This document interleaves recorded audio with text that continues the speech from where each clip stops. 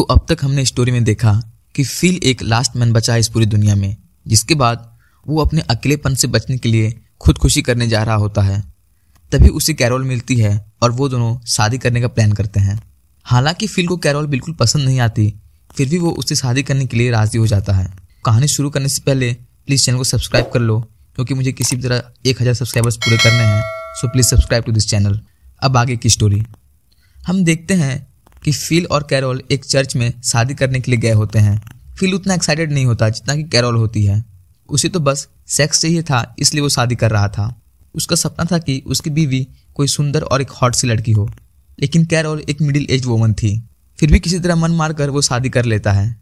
लेकिन जब वो शादी करके चर्च से बाहर आता है तो वो देखता है कि वहाँ उसके अलावा और भी बहुत सारे लोग जिंदा हैं, जिनमें कि बहुत सारी खूबसूरत लड़कियां भी हैं, जो देखकर फिल बहुत दुखी हो जाता है और साथ ही साथ बहुत हैरान भी होता है। लेकिन तभी अचानक से उसकी नींद खुल जाती है और वो जाग जाता है और वो देखता है कि वो बस एक सपना देख रहा था। फिर वो जल्दी से खिड़की के बाहर जाकर देखता है तो उसे वहाँ पर उसके अलावा और कोई जिंदा इंसान दिखाई नहीं देता, जिसको देखकर उसके जान में जान आती है और वो खुश होता है। फिर उसी वक्त कैरोल आधी रात को उसके घर आती है और वो साथ में उसके लिए अपना फेवरेट केक भी लेकर आई थी, और वहीं पर वो उसे एक वॉकी टॉकी देती है जिससे कि वो बात कर सकें। और जाते जाते वो फिल से शादी के लिए एक वेडिंग रिंग भी लाने को कहती है। फिर अगले दिन कैरोल शादी की शॉपिंग के लिए एक सुपरमार्केट में जाती है, जहां जाकर वो सजावट का बहुत सारा सामान खरीदती है और एक वेडिंग केक भी लेकर आती है। और वहीं दूसरी तरफ फिल अपने फुटबॉल फ्रेंड्स के साथ बैचलर पार्टी कर रहा होता है, जहां पर वो बहुत सारे डॉल्स के विक्स में आग लगाता है और कांच की शीशियां फोड़ता है और वो पुतला जिसे वो अब तक अपनी गर्लफ्रेंड मानता था, वो उसे गुड बाय बोलता है। फिर उसके बाद शादी का वक्त आता है तो कैरोल उसका चर्च में इंतजार कर रही होती है और वो फादर की जगह पर वहाँ एक टेप रिकॉर्डर का यूज़ करती है। जिसके बाद फिल वहाँ पहुँचता है। वो बिना रेडी हुए वहाँ पर गया था और वो बिल्कुल एक्साइटेड भी नहीं होता, और वो अपने साथ वेडिंग रिंग ले जाना भी भूल जाता है, जो कि कैरोल ने उसे लाने को कहा था। ये सब देखकर कैरोल समझ जाती है कि सिर्फ वही है जो इस शादी के लिए प्रयास कर रही है, और ये सब देखकर वो बहुत दुखी हो जाती है और वहाँ से चली जाती है। जिसके बाद फिल उसे मनाने के लिए उसके घर जाता है, लेकिन कैरोल दरवाज़ा नहीं खोलती, तो वो एक रॉड की मदद से उस दरवाजे को तोड़ देता है। और जब वो अंदर जाता है तो वो देखता है कि किस तरह से कैरोल ने उस पूरे घर को सजाया हुआ है और वो शादी के लिए कितनी एक्साइटेड थी। ये सब देखकर फिल को बहुत बुरा लगता है और वो कैरोल के पास जाकर उसे मनाता है और उससे माफ़ी मांगता है, तो कैरोल भी उसे माफ़ कर देती है। जिसके बाद फिल कैरोल को एक रिंग की शॉप में लेकर जाता है और उसके लिए बहुत सारे रिंग्स लेता है और वो उसे वो सब पहनाकर उसे शादी कर लेता है। घर में फिल केक खा रहा होता है तो कैरोल उसे बेडरूम में बुलाती है पॉपुलेशन बढ़ाने के लिए, जहां ये लोग इंटीमेट होते हैं। पर फिल कैरोल के साथ इंटीमेट होने में इतना उत्साहित नहीं होता। अगले दिन कैरोल फिल के साथ वह सब काम करती है जिसे फिल को करना पसंद था। गाड़ी से कैन के बोतल को तोड़ना, आँख से खेलना। फिल कैरोल को अपनी ओल्ड गर्लफ्रेंड यानी कि उस स्टैचू से मिलवाता है जिसे फिल हमेशा देखा करता था। कैरोल एक पॉजिटिव वाइफ की तरह वह उस स्टैचू को तोड़ देती है, और जब ये लोग घर जा रहे होते हैं तभी फिल के कार से एक कार टकराती है। फिल तुरंत अपने कार से निकलता है और उस कार वाले को जाकर देखता है, जिससे एक सुंदर लड़की निकलती है। फिल उसे देखता है और देखता ही रह जाता है।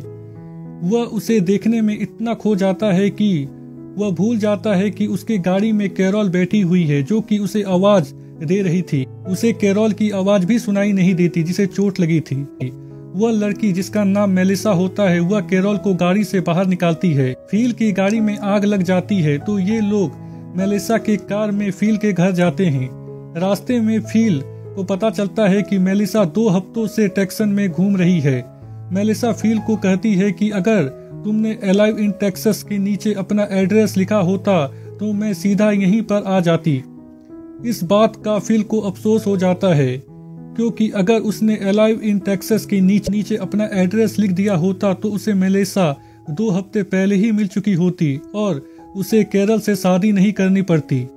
कैरल उसे बोलती है कि अगर तुम 2 हफ्ते पहले मिलती तो तुम हमारी शादी में शामिल हो सकती थी एक गेस्ट के रूप में। वह बोलती है कि क्या तुम दोनों शादीशुदा हो? कैरल उसे बताती है कि हाँ, हमने 2 दिन पहले शादी कर ली है। फिल मेलिसा को ये सब बात नहीं बताना चाहता था। फिल कैरोल और मेलिसा के बीच में जो खिड़की होती है उसे बंद कर देता है ताकि कैरोल मेलिसा से बात ना कर सके, और वह मेलिसा से बात करने लगता है। पर कैरोल खिड़की को बार बार खोलकर फील को डिस्टर्ब करती है। जब ये लोग घर पहुंचते हैं तो फील मेलिसा को पटाने की पूरी कोशिश करता है, पर कैरोल मेलिसा को फील के बारे में सब कुछ बता देती है कि फील उसके आने से पहले किस तरह पूरे घर में कूड़ा फैलाकर रखता था। उसने एक पूल को अपना टॉयलेट बना रखा था। मेलिसा आराम करने के लिए एक घर ढूंढ रही थी। फील पूरी कोशिश करता है कि मेलिसा उसके घर में रुक जाए, पर ये सब बात सुनने के बाद मेलिसा उसके घर में नहीं रुकती। वह बगल वाले घर में रुकने का फैसला करती है। फील मेलिसा को रात के डिनर के लिए इनवाइट करता है। रात में मेलिसा फील के घर जाती है डिनर के लिए। कैरोल और मेलिसा आपस में बात कर रहे होते हैं। तभी हम फील को देखते हैं जो कि पूरी तरह से बदल चुका था, क्योंकि उसने अपने बियर्ड यानी कि दाढ़ी को सेव कर लिया था, जिसे देखकर कैरोल और मेलिसा चौंक जाती है। फील ने ये सब मेलिसा को पटाने के लिए किया था, पर यह लुक ना तो मेलिसा को और ना ही कैरोल को पसंद आता है। जब ये लोग डिनर कर रहे थे तो फील मेलिसा के साथ फ्लर्ट करता है और उसकी हर बात पर हाँ कहता है, ताकि मेलिसा को लगे कि फील की सोच और उसकी सोच बिल्कुल एक जैसी है। जब मेलिसा उसे अपने पति के बारे में बताती है कि उसने अपने पति को किसी और के साथ देखा, वह उसे चीट कर रहा था, इसीलिए उसने उसे छोड़ दिया, तो फील उसकी डिसीजन को सही कहता है और यह दिखाने की कोशिश करता है कि वह इस तरह के लोगों को पसंद नहीं करता। और जब सब चले जाते हैं तो कैरोल उसे दुनिया को चलाने के लिए, पॉपुलेशन बढ़ाने के लिए बुलाती है, पर फील बहाना कर देता है और कहता है कि आज उसे कुछ ठीक महसूस नहीं हो रहा, किसी और दिन हम मिलकर पॉपुलेशन को बढ़ाएंगे। कैरोल फील से पूछती है कि क्या वह मेलिसा की ओर आकर्षित है, पर फील उससे मना कर देता है और कहता है कि बिल्कुल नहीं।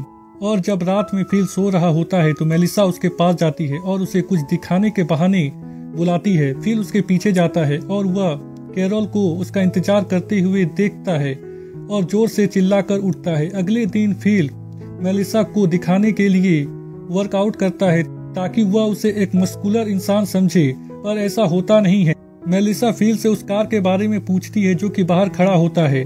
फील उसे बोलता है कि मैंने तुम्हारी मिलो कार को तोड़ दिया था, इसीलिए मैंने इस कार को तुम्हारे लिए खरीदा हूँ। कैरोल उसे बोलती है कि तुम्हारे पास मेलिसा के लिए कार खरीदने का समय है और दरवाजे को ठीक करने का समय नहीं है। फील उसे कहता है कि मैं इस दरवाजे को भी ठीक कर दूंगा। कैरोल मेलिसा को अपनी और फील की वेडिंग सेरेमनी की पिक्चर दिखाती है जो कि उसने खुद ड्रॉ किया था।